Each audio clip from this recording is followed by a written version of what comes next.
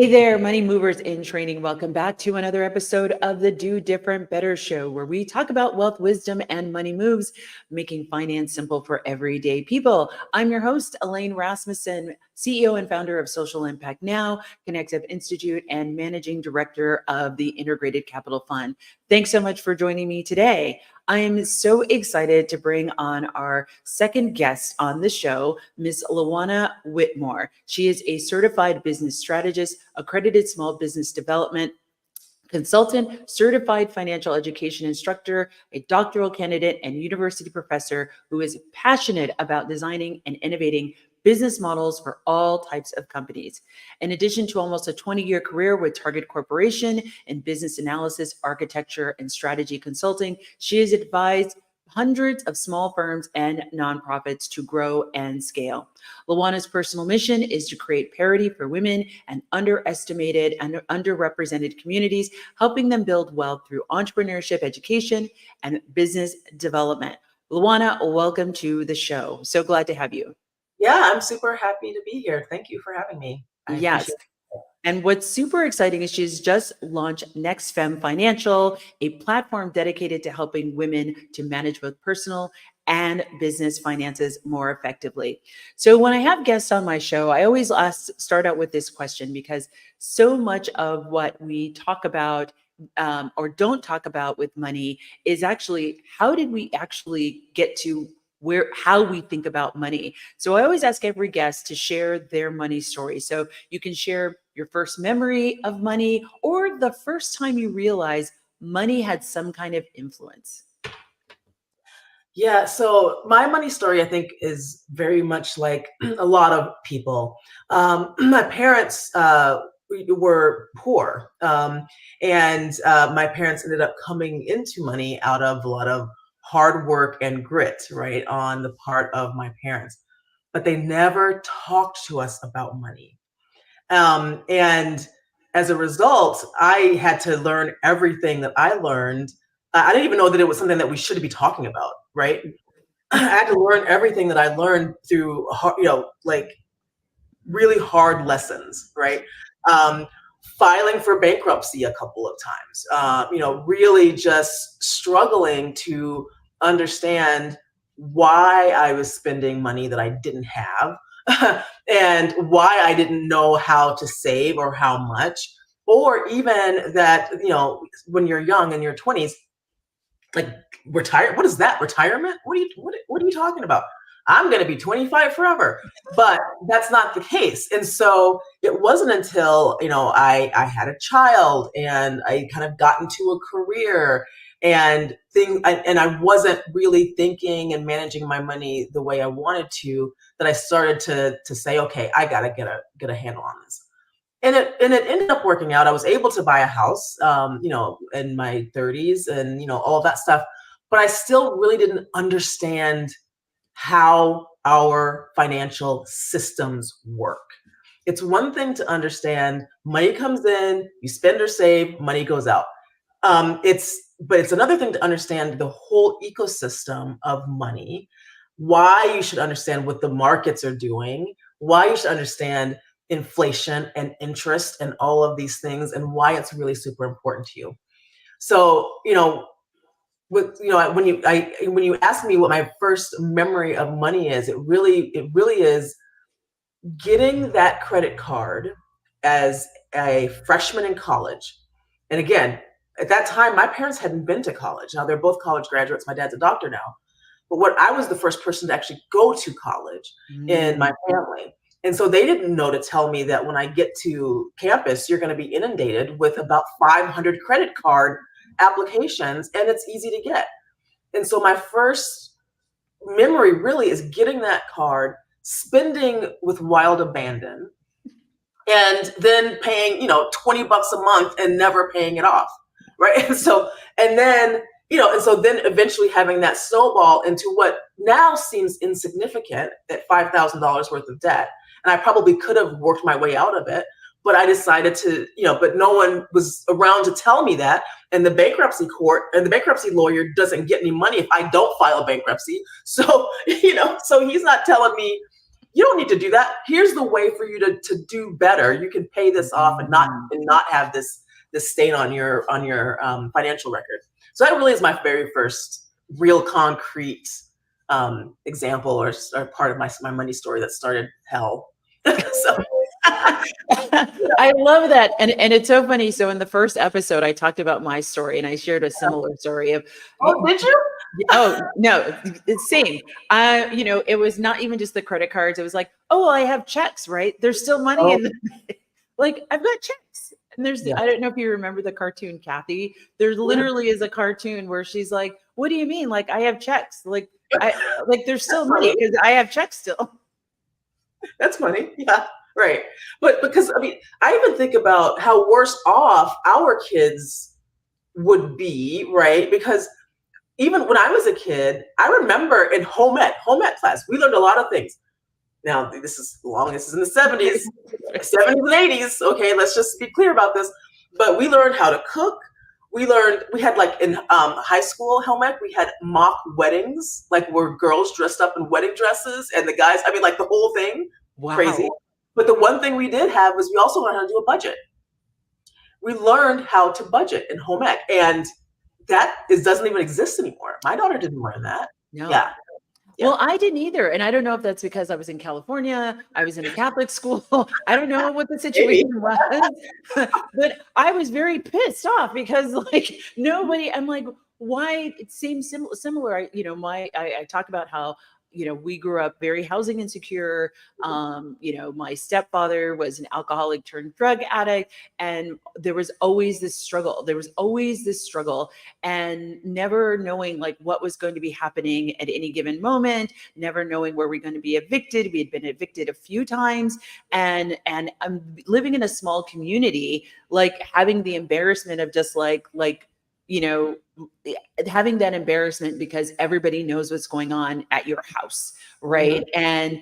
And the only other star that I saw was my grandmother, which was this total juxtaposition. She was single, she worked, and she was all about like, I live to make this money to make myself happy. So she would walk around. She's like, I remember one time she bought $150 pair of parachute pants. Like, right? First of all, parachute pants, go look it up. If you don't know what it is, go look it up. They were the jam. They were the thing. My grandmother had a pair of, and I remember my mom and my grandmother arguing because my mom thought that was such an exorbitant amount of money to spend on a pair of pants. And my grandmother was like, this is what I work for. Stay in my business. Mm-hmm. And so that was like the juxtaposition that I had with the conversation of money of like this person who's very, I wouldn't say carefree, but like very much like I work so that I can buy things that I want. And this deficit in my house of like, there's never enough. There's never going to be enough. We don't know when the next dollar is coming. Like this constant fear. And it was just this like kind of like schizophrenic, like what, where. And so I had to figure out, to your point, through my own hard mistakes, of a balance, right? No, it's not about like hedonism and like serving every pleasure that I have at every moment, but it's also like, there's more money that's coming. And like, I can create a pathway to know that more money is coming instead of always wondering if more money is coming. Yeah. And I think that's probably one of the biggest differences between our upbringing, right? Is, my parents have never, even in their kind of general teachings of us, there was never conversation of scarcity. And even though I know in the early days when I was too young to even, remember, 2, 3, there definitely was scarcity, right. But it's an interesting, it does an interesting thing to your brain to always live in not enough. And to have that be the predominant conversation versus how do we get enough? How do we get more versus, so it's an interesting thing that kind of rewires the brain, right? And how you think about money and other things, right? And the possibility of getting more. Like there's the possibility to get more, and I can make it so that I don't ever go without, right? That whole notion, right? That I have agency in what happens to me, and that can be dictated, right? Yes, I love that. So, we're seeing more and more people take control of their finances in new ways. And so, why was launching NextFemme Financial so important to you? And why is now the perfect time for this platform? Yeah, so as you mentioned in my introduction, I've helped, supported hundreds of entrepreneurs, and almost universally, when we get to the point of money, things happen. So we can talk about the brand and the name of the company and the customers and all the cool things. Oh, I like that font and I like that blue, right? Like all of those things are the exciting part of entrepreneurship. But the truth is, right, and we can talk about the product or service that they're delivering with great passion and excitement, right? But the truth is that entrepreneurship is not about the delivery of the service or the product. It's about the running of the business. And at the core of the running of the business is the financial part, right? Now, almost universally, when we get to the money part, creating a budget, doing a forecast, understanding how many of the thing you want to sell you're going to sell, people were recoiling. They were dropping out completely. They were becoming, kind of distant, and it's hard to track them down. It was almost universally happening across the board. And so when I started to talk to people about, well, what's happening, because this is even less math than logic, right? So let's really talk about what's happening. Because if you could add, multiply, subtract, and divide, you got this. This is it, right?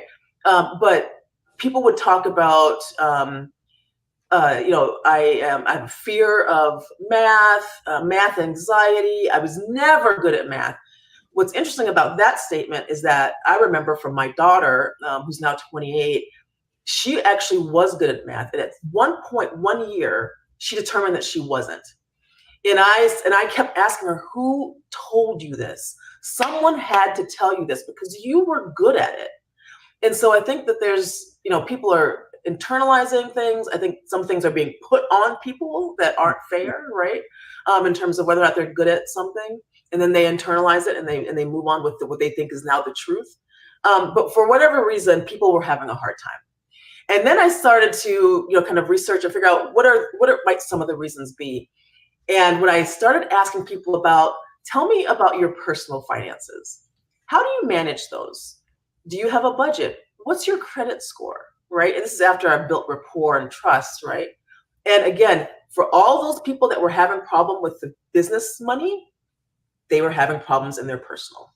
100% of the time.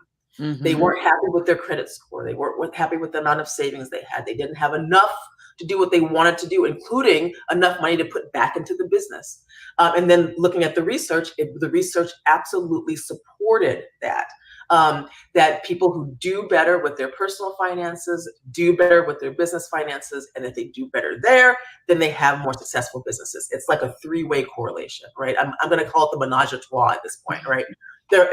These three things are absolutely correlated. And so if we can fix this root cause, right, we can help more women have successful businesses, which is really my ultimate goal. And so right now it's important because unlike any other time in history, people are not only inundated with the things that make you desire to buy, that consumer stuff, but you're also inundated all 24/7 with wrong information, right? Invest in this. This is how you're going to get rich quick. This is how you can start a business that's going to make you $1 million. It's all bull, right? So how do I get the right information to women entrepreneurs so that they can do better? That's the whole point. I love that. I love that. And you and I have talked about this several times on stages that we've shared of like even thinking about how do you manage your financial mobility? Okay, now that you've gotten that raise, you don't go out and then spend more. What can you do? Can you live the way you were living before? Because clearly that was working. And now take this as an opportunity to leverage investment, buy, an investment property or something else, right? So really thinking about how how do we do that? But also the other conversation of, how people are getting money, especially we saw through COVID, money was being thrown at people. And to your point, they didn't know what to do with it. And we keep equating sort of like this, like you've been left at a financial system, right? On purpose, by design or whatever, but we're going to give you a whole bunch of money, but it would be patriarchal or colonistic for us to tell you like how to manage that money. Yes. Right? So it's Yeah, just like, yeah, we see that at that with a smaller scale like that, right? In terms of the government giving the checks, right? The rebate checks or whatever they were. I can't remember what they were, right? During COVID, but also on the larger scale in the entrepreneurial ecosystem, and we can really speak here in Minnesota, where entrepreneurs are getting tens of thousands, in some cases hundreds of thousands of dollars to start or grow businesses. Yet we never asked how good are you at managing money, and we don't actually, almost, to your point, we don't mandate that you have to take a class that helps you understand how to do this once you get this big influx of money. So it is interesting. Yeah. yeah. Well, we're going to end up this segment here. We've been talking with Juana Whitmore of NextFemme Financial, founder and CEO. And I'm so excited. There will be a promo code for those of you who are interested in getting on the platform. We'll have that scrolling on the screen in our next segment. So make sure you come back and you join us after the break, where I show you how to do different better with NextFemme Financial.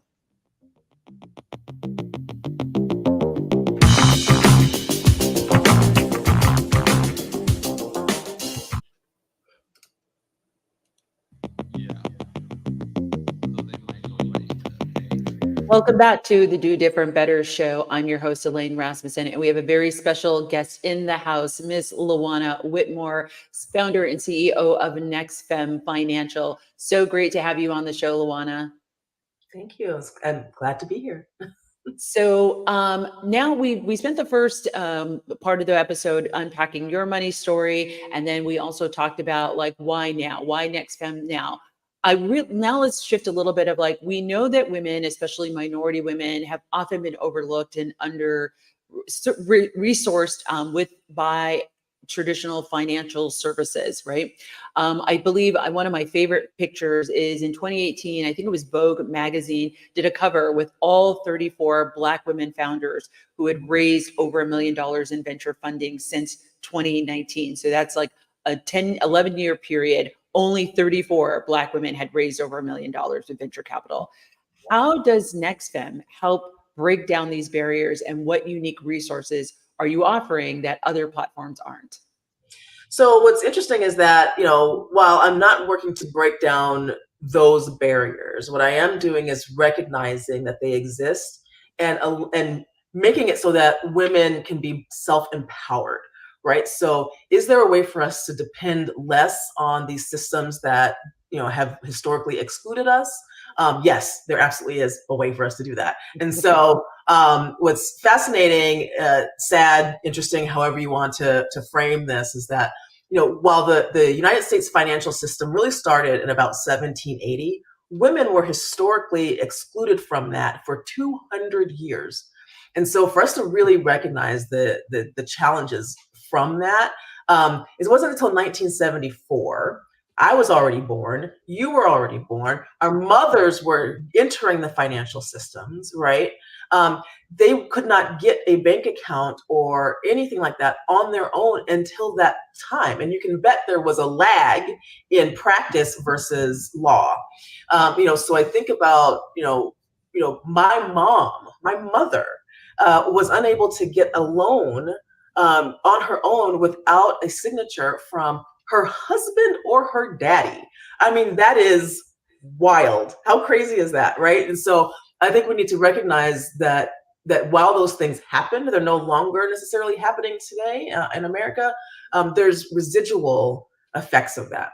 Also, women typically don't talk about money amongst themselves, nor do they talk about it within their families. Like, it's less common for a dad or a mom to talk about money with a daughter in a family. You talked about how much men raise, particularly in venture capital, they raise 50 times more than women. Less Mm-hmm. than 3% of all venture capital goes to women. And it's so interesting. One study that I read actually talked about it's less gender than it is gender acting. So, meaning that if there's any feminine outward appearance or speech or talk, right, that those people are less likely to get funding in the VC world.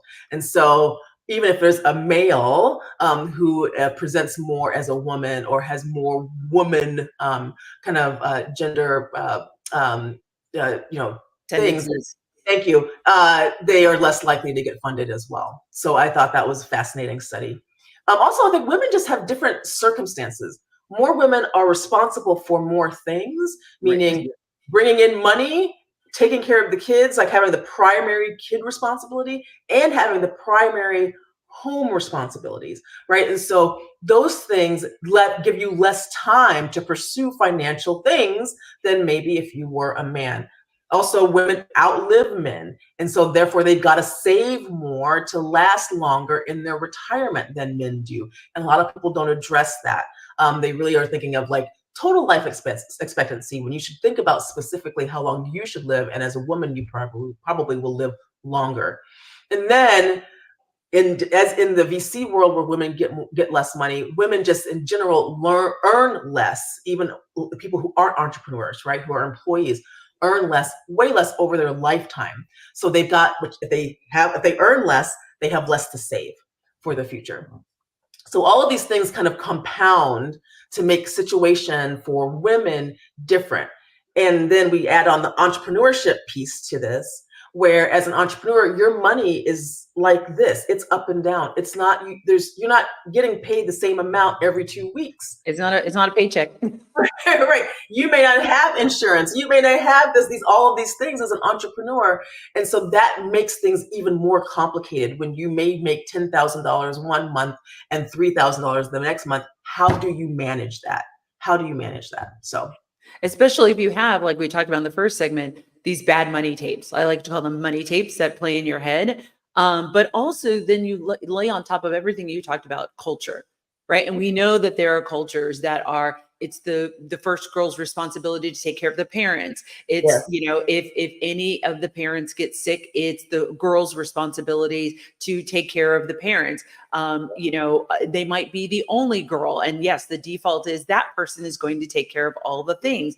And Yep. so and culture is such a harder thing to break because that's a norm that has to be broken within this community that you're in. And so how can like, what are the different ways to be able to like maneuver that, and financial security being one of those ways? Because then you can like, I can hire somebody. It's like, if not to hire somebody to do the caretaking, because that's culturally inappropriate, to hire somebody to clean my house, because I can't be in right. I can't be in two places at once. Yeah, for sure. And while a lot of people think money is the root of all evil, if you have the right mindset, it is the key to your freedom. It is the key to you being able to spend your time the way you want to spend it. And when I think about, I hope I'm not kind of jumping ahead here, but when I think about while a lot of the program are the technical aspects of managing money. Money comes in, there's a budget, there's this, that we actually don't even get to that at NextFemme until like module 3 or 4. Because the first almost 1/3 of the program is about what's going on in your head, right? How do we get you to understand why you spend the way you spend, why you save the way you save, why you invest the way you invest? And then my mantra is kind of know thyself. Know thyself. When you know yourself, there's first of all, there's a freedom in that, right? You also are able to create boundaries. We will teach you how to uncover what your core values are so that you can spend in accordance with your core values.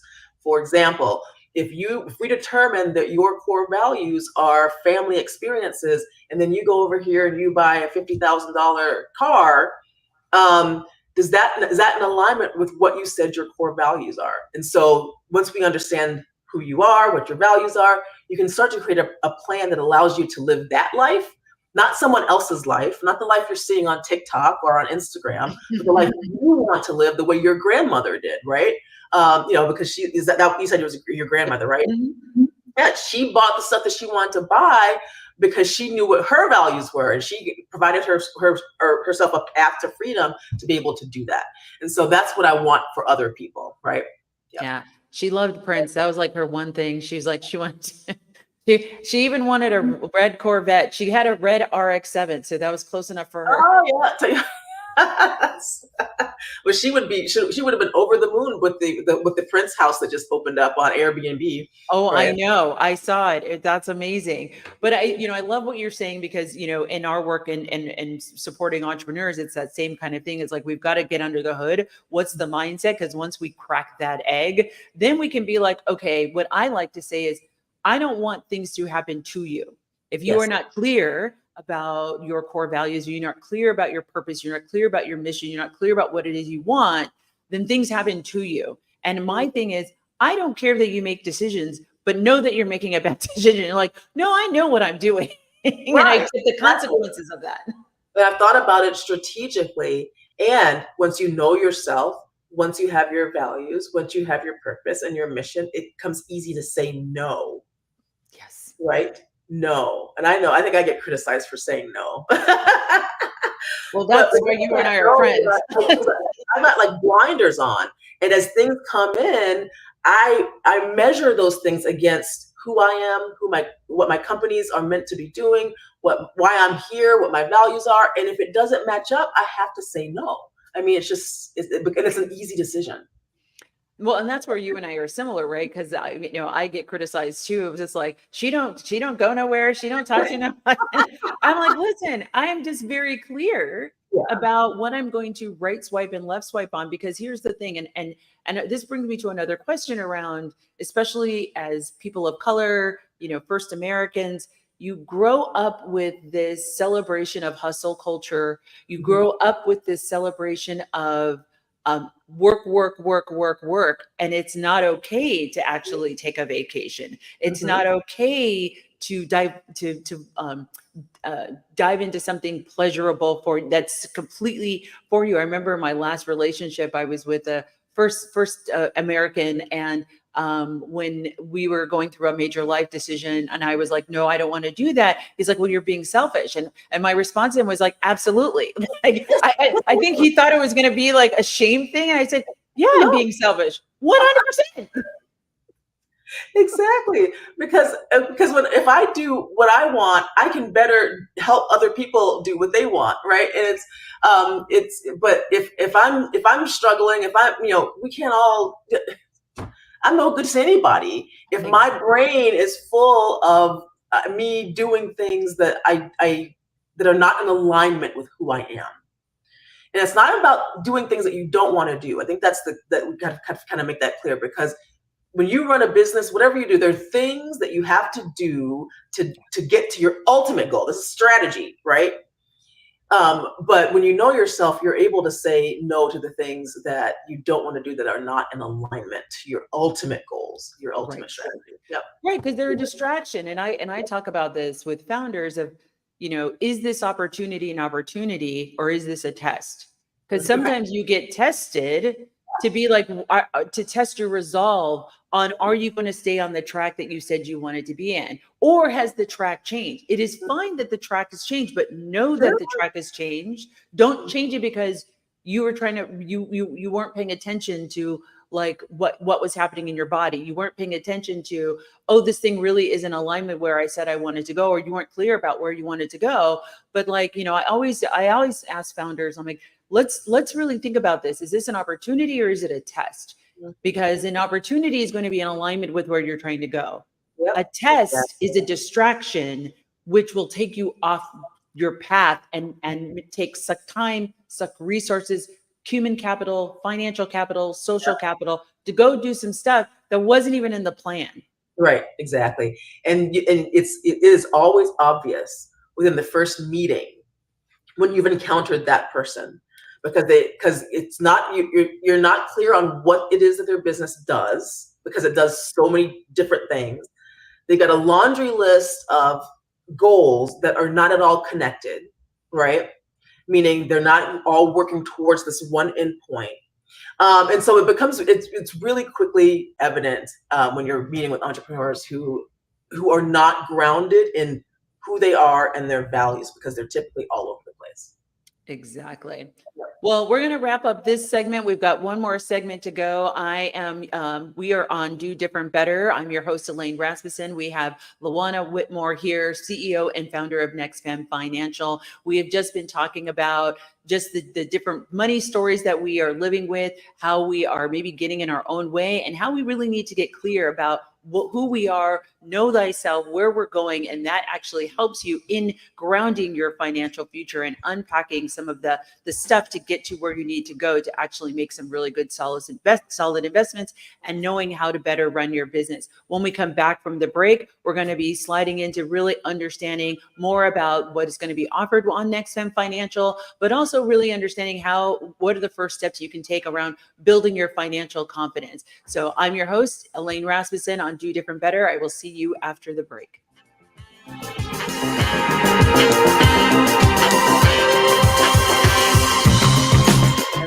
Isn't I have cool music? Yeah.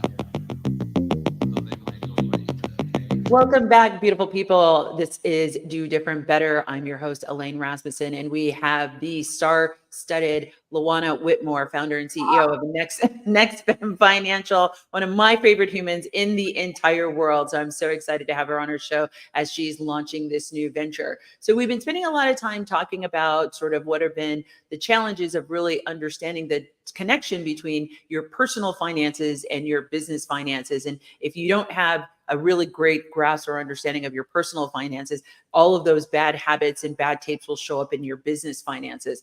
So, but let's take it back a little bit further, and let's go a little bit back to the beginning of like, so many women feel overwhelmed and anxious about managing both their personal and financial finances. What would you offer as first steps that they can take to start really building their financial confidence? Yeah, so I think that there are a few things. The first thing we talked about the last segment, which is knowing yourself, understanding what your values are, who you are, what's your mission in life, what is your money story. I call it your money autobiography, right? And really getting rooted in all of those things. From there, if you skip that part, when you do the thing that everyone tells you to do, which is here's a budget spreadsheet, you will make the same mistakes that you always made because you didn't address this first, right? Another thing is to make sure that you've got the right community of people around you, right? A community of people with whom you are not afraid to discuss money and openly talk about money, your struggles, your successes.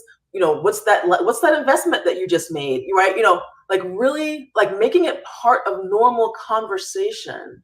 We don't do that, and we really need to do that. And so one of the great things about NextFemme is that not only do we address that mental piece, that mental block, but we also address the community piece, right? So meaning there's an online community of people who are doing the same thing you're doing, going through the same thing you're going. They're all entrepreneurs, and they're all trying to fix their finances so that they can have stronger businesses. And then we're going to talk about money often, all the time, and how you manage it. And then also there's having kind of these one-on-one peer pieces that we also help facilitate. Who is that one person? Like, you've got a community of people, you guys are talking generally. Who's that one person that you're going to open it all up to, right? That you are going, and you guys are in a similar place, and you're going to really talk about your money. And then who's that expert? Whether it's a coach or a consultant or whatever, who's that expert when you're stuck and your community can't help, that you can go to and say, all right, I need this, this, and this, and it's a trusted person. So I think those are some of the first ways that women can start to build confidence. And part of that is because you're not alone. Right. Realizing that you're not alone helps build confidence, right? Also, I think having a program that allows you to spend your money the way you do, that doesn't dictate how you spend the money. I'm not telling you that you can't buy that $50,000 car. I'm not like I have no stake in that game. Right. You're like, I don't care. I have no horse in that race. I have no stake in that game. But what I'm going to tell you is that if depending on where your salary is, where your money is coming in from your businesses, you can't do all the things. So I'm going to ask you to make some decisions based on your values. And if your value is to drive the newest, best, and most expensive car, then that's what we need to work into your budget. Exactly. Period. Right? Exactly. If that's your value, then that's what you need to do. But knowing most of us in the world can't do it all. And so we've got to make sure we've got to make some decisions, right? Other ways I think that women can build confidence is having a program that has longevity. Mm-hmm. It's not enough, again, to give a spreadsheet and be like, all right, cool, good luck to you. Put the numbers in the cells. It has to be something that's constantly reinforced over a long period of time, right? And so the NextFemme program has a lot of components to it, and it takes a while to get through them all, assuming that you do them well. I also think we, generally speaking, need to move away from the term financial literacy. I like, and I hate that term for a few reasons. First of all, literacy assumes kind of a rudimentary level of understanding, right? Yes. It assumes a juvenile level of understanding. And literacy is just the knowing. Yes. I just know. Yes. I like financial acumen better because acumen means not only do I know, but I have the skills and the tools to execute. Yes. I implement it. And this is an example that I like to use is, I'm fat. I'm a big girl. I've been fat, and it got worse during the pandemic. You can look at me, you see I'm not skinny. But the truth is, I could probably write a book on weight loss because I'm that literate in what it takes to lose weight. Right. But I don't have the acumen. Something here hasn't clicked yet. Right. That will make me have the acumen, get the right tools and things that work for me to be able to implement. Right. And to me, that's the difference between being literate and having the acumen. Those are the two things that I really want us to start to move away from. Being literate. A lot of people are literate in a lot of things, but it doesn't mean that they can actually execute. So that's the difference. I love that. And you and I have talked about this in the past. And I talk about what I'm doing is wealth education, right? Mm-hmm. Because that is I agree with you 100% of and I feel like literacy has also been hijacked and co-opted to, yes, it's I can show you how to balance a checkbook, but to your point about acumen, one, do you know how often to do it? Do you know why you should be doing it? Do you know how it's going to work for you? Because even I've learned in my lifetime, budgeting looks different at different points in my life. How I manage my budget looks different at different times in my life. When I was younger and I didn't spend a lot of money because I was going to school, looking at a budget, I didn't need to do that often. When I first had my child, I was like, listen, I need to look at this every week. I need to, what's happening? Yep. And so, but then to the point of, and what we talked about earlier about being left out of the financial system, no one has talked about. I remember when I first worked at Nordstrom and I got a 401k, the memory of even them saying oh, there's a 401k was a blip in my memory. Right. And so then no one said to me, no, everyone was saying, yeah, put in the full match contribution. I'm like, I don't know what that means. No. I come from a house that doesn't have a bank account. Right. And it's not your employer's job to educate you. Right. And I think that's we've got the disconnect, right? So you're being offered things that are super beneficial. I mean, that 401k match, that is free money. I remember my mom worked for a company that had 20% match. She put in 20% of her paycheck. I mean, seriously, that is free money. But unless you understand what the instrument is, how it plays in the long term of your life, how that 20% could grow over time, yes, if you just let it even just sit there, yes, right, in the investment, because no one's explained any of that. And again, that comes with an understanding of the larger financial system. It doesn't mean 401k, it's just a bunch of numbers and letters. What does it mean? And what it means, and depending on where you are in your life, What it means is that someone's asking me to give my money and put it into this thing and I can't get it out without a lot of penalties. Right. To my benefit, right? Right. But depending on where you are here and what your actual situation is, that's how you could hear that. Wait, you want me to put 10% of my income over here and I can't get to it?